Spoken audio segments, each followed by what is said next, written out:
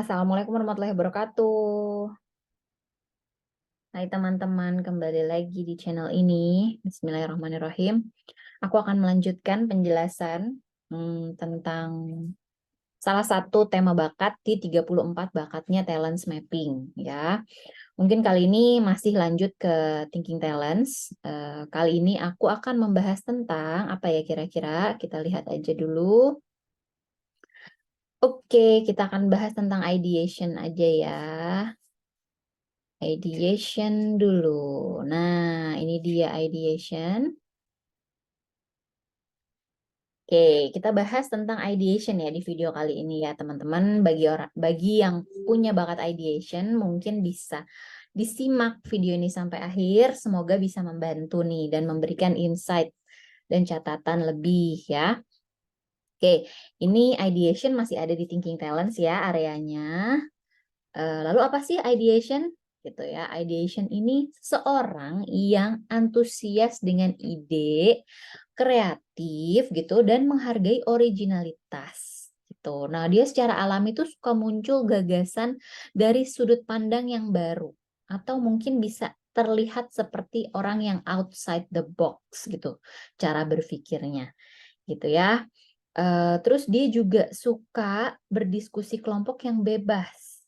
Artinya seseorang yang memiliki ideation ini dia good in brainstorming, senang banget diskusi karena terasa punya ruang gitu untuk mengungkapkan ide-ide dan gagasan-gagasannya, ya kan? Lalu mampu menemukan benang merah nih dari apa yang terlintas dari dua fenomena berbeda yang padahal nggak terkait gitu. Itu orang ideation, ting ting ting ting gitu ya.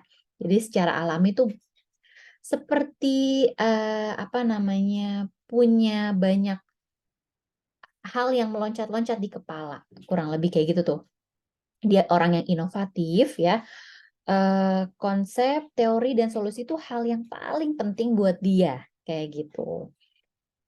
Ini definisinya ya, kurang lebih si ideation. Lalu kemudian kebutuhan seorang ideation ini dia untuk mengeksplorasi dan mengekspresikan ide, gitu ya. Tadi kenapa dia senang brainstorming kelompok gitu karena dia punya kebebasan untuk mengeksplorasi sama mengekspresikan gitu dan suka berpendapat gitu ya. Terus setelah berpendapat dia juga butuh respon yang positif tentunya karena memang bagi seorang ideation ketika idenya diterima dia pasti akan mendapatkan semangat yang berbeda gitu ya, kepuasan yang berbeda gitu. Lalu juga butuh ruang mengeksplorasi berbagai cara untuk mewujudkan idenya tadi menjadi sebuah karya. Nah, ini juga penting gitu. Karena biasanya setelah terfikir banyak ide atau gagasan gitu ya, dan inovasi-inovasi di kepala, rasanya pasti gemes untuk bisa mewujudkan ide-ide tersebut menjadi sebuah karya. Kayak gitu.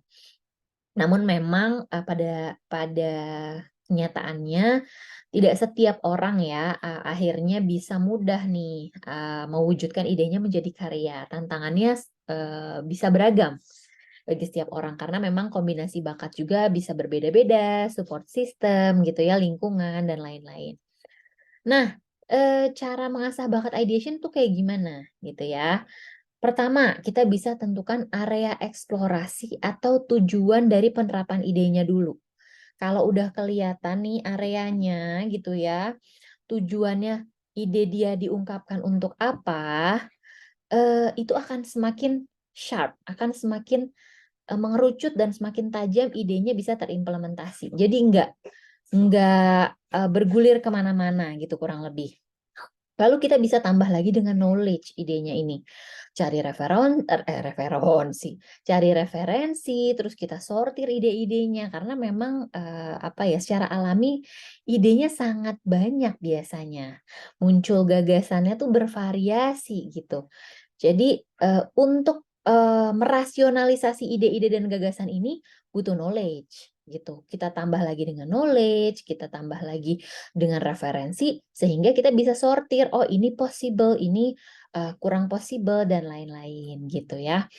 Lalu kemudian bisa juga kita mengasah dengan menemukan metode yang sistematis untuk mewujudkan ide menjadi karya nyata. Itu tadi yang dibutuhkan tadi itu kan mewujudkan ide ya.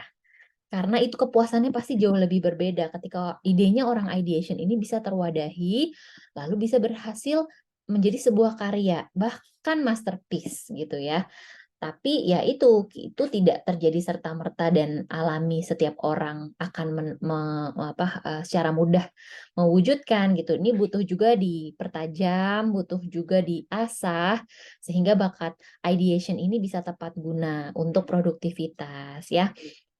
Nah, lalu kita coba ambil contoh.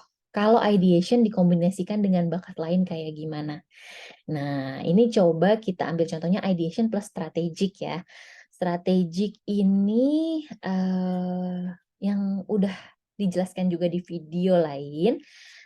Strategic ini dorongan bakat yang bisa melihat pola dan langkahkan berbagai cara untuk menyelesaikan sebuah masalah gitu ya. Nah, kalau ideation dikombinasikan sama strategic, ini strategiknya bisa digunakan untuk menemukan langkah untuk mewujudkan ide gitu. Jadi tadi ya, setelah idenya terfikir, gagasannya terfikir gitu. Kemudian secara alami orang yang memiliki ideation plus strategic ini memiliki dorongan untuk lebih mudah melihat langkah-langkah step berikutnya apa ya setelah terfikir gagasan ini untuk mewujudkannya menjadi karya gitu. Oh, berarti harus A dulu. Lalu dari A kita ke B baru ke C gitu.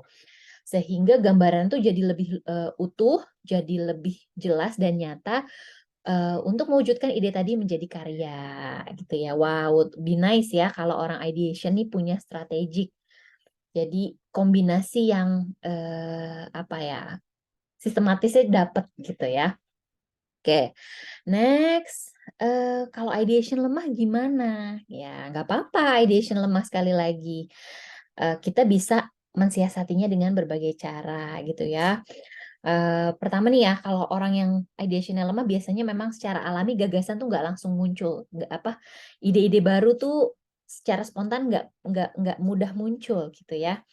Terus gimana caranya? Ya kita bisa juga mencari ide tuh dari luar, nggak hanya dari diri kita sendiri. Caranya banyak, bisa berkomunikasi dengan orang, cari referensi, dan lain-lain. Itu juga kita bisa mendapatkan ide-ide yang segar dan ide-ide yang baru nih, kayak gitu.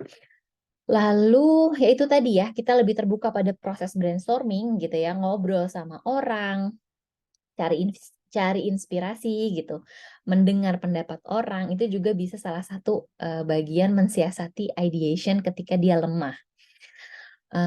Lalu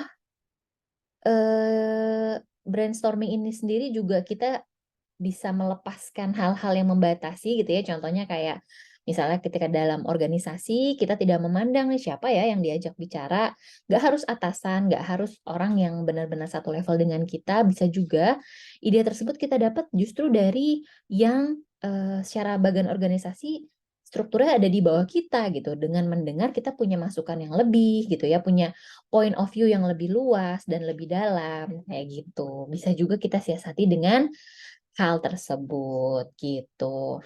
Oke, lanjut. Nah ini, siapakah seorang ideation? Ya, bisa tercermin dari seorang inventor, creator, designer, artis, innovator, brainstormer, novelis. Ini orang-orang yang memang butuh ide-ide segar dalam perannya di keseharian gitu ya. Terus kata-kata apa nih yang paling tepat mendeskripsikan seorang ideation? Ya, spontaneous, kreatif, inovatif, artistik, ya kan, insightful, wise, resourceful, stimulating. Nah, kurang lebih seperti inilah yang bisa menggambarkan seorang ideation itu kayak gimana gitu. Gimana? Udah cukup menggambarkan belum nih teman-teman yang punya ideation? Udah mulai kebayang belum lebih jelas ya? Semoga sudah ya, karena nanti mungkin di next video kita akan menjelaskan tentang bakat yang lain. Terima kasih atas perhatiannya. Sampai ketemu di video selanjutnya. Assalamualaikum warahmatullahi wabarakatuh.